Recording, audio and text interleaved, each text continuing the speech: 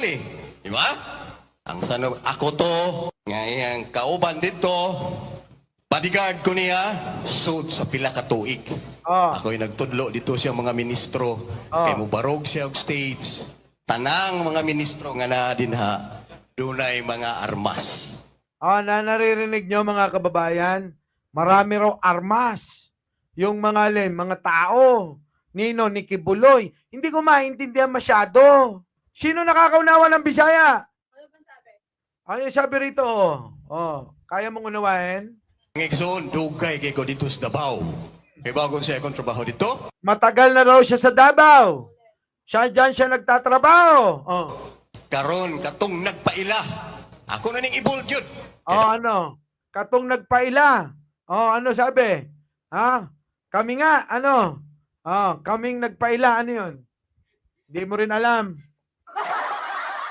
Wala no?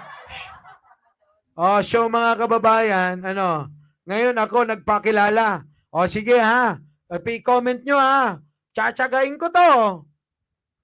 Tsatsagain ko talaga to.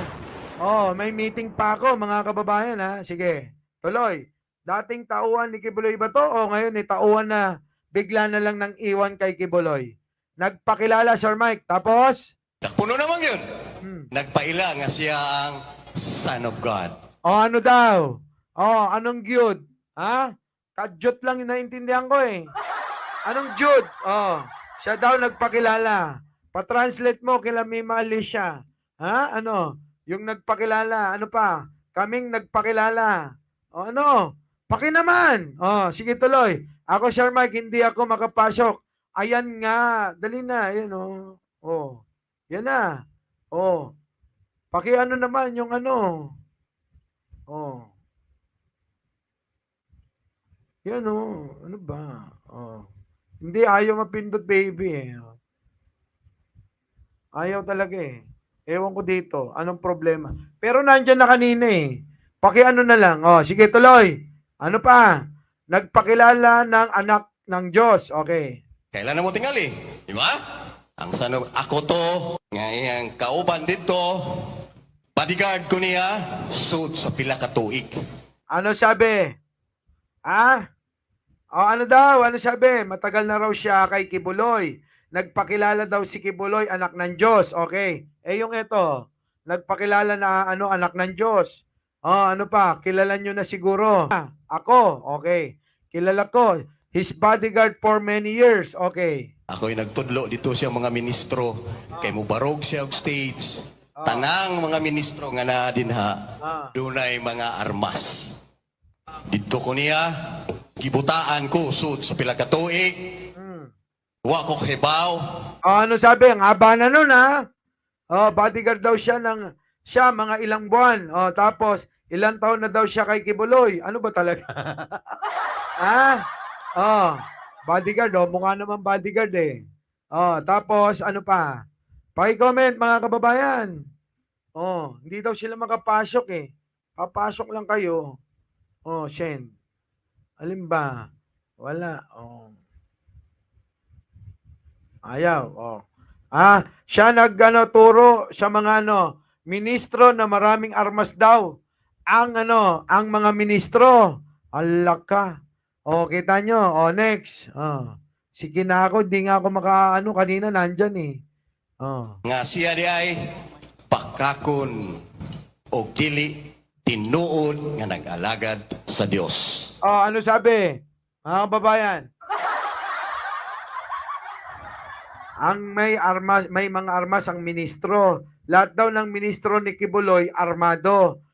Talaga. Sinungaling bakakon. Bakakon siya. Sino daw ang bakakon? He said that Gibbs is a liar. Alak ka.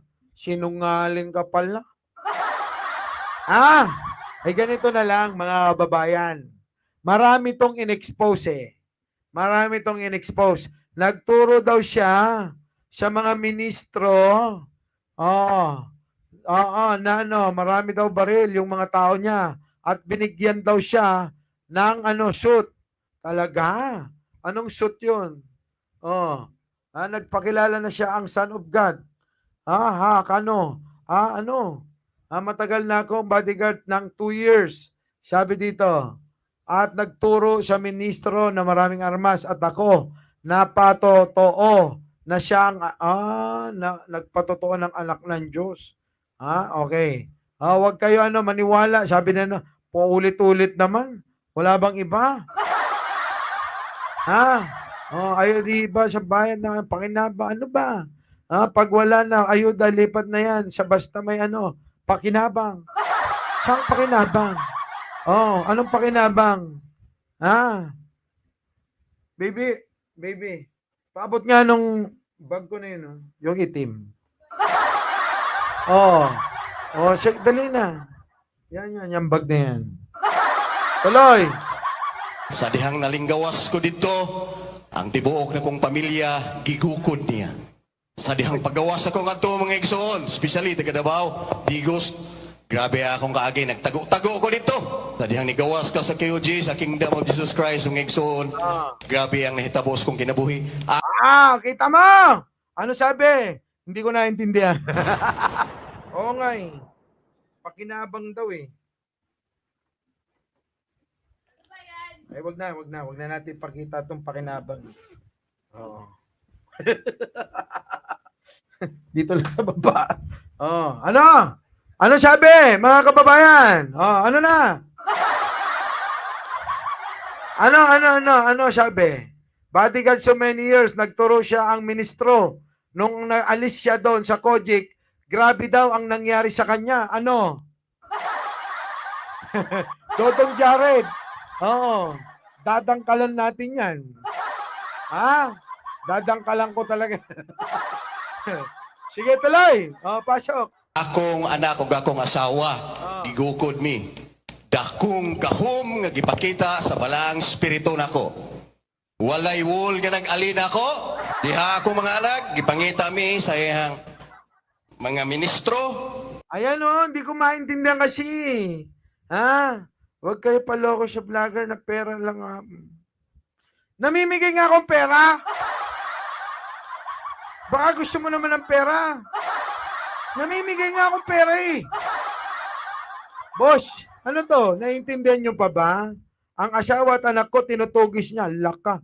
Mga napakahirap na itong napakahirap na itong italakayin, Napakahirap talakayin. Gusto ko sana, mga kababayan, yung talagang tuloy-tuloy kasi ang hirap, may taga-translate. Meron pa ho akong meeting. So mga kababayan, puputulin ko muna. Bigyan nyo na nga ng jacket si JC. Si JC ano ba yon? Si JC Si JC Support ba yan? Ano yun? Support? Sige na, bigyan nyo na yan. Kawawa naman. Boss Mike, matranslate. Kaya nga eh. Huwag nang patulan. Jacket lang. Bigyan nyo na ng jacket. Kawawa naman. Baka nilalamig, walang love life. So mga kababayan, alam nyo na ang kasunod. Sa mga hindi pa po nakakapag-subscribe. Oy JC, nag-subscribe ka na ha. Huwag ka nang mag-unsubscribe. Sa mga Jojo, bukas po ha. Jojo Villanueva, bukas po. Sigurado na po yan. Sa inyo pong lahat, maraming salamat sa walang kakwenta-kwentang masayang talakayan. Siyempre, kita-kita po tayo sa next live. At siyempre mga kababayan, huwag niyo pong kakalimutan, bago ho pa kayo ay umalis, isang pindot lang. Pindot lang. Paki-like naman po at paki-share. Sa mga nabigyan na po ng mga jacket, natanggap na nila yung kanilang jacket sa mga lolo't lola natin. Opo ha. Kasiyahan po na kayo ay mabahagian. Kasiyahan po na kayo ay mabigyan, mga kababayan. Opo ha. Maraming salamat po. Karangalan po namin yun. Yun po yung totoo ron. Ha? Muli, sabi nga, Mike Cervera po. Ulit. Ako ang inyong lingkod. Kita-kita tayo next slide.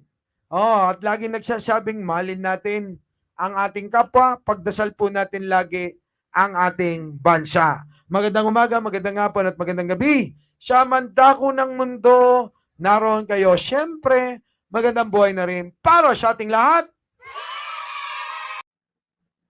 our beloved Boss Mike, Boss Mike.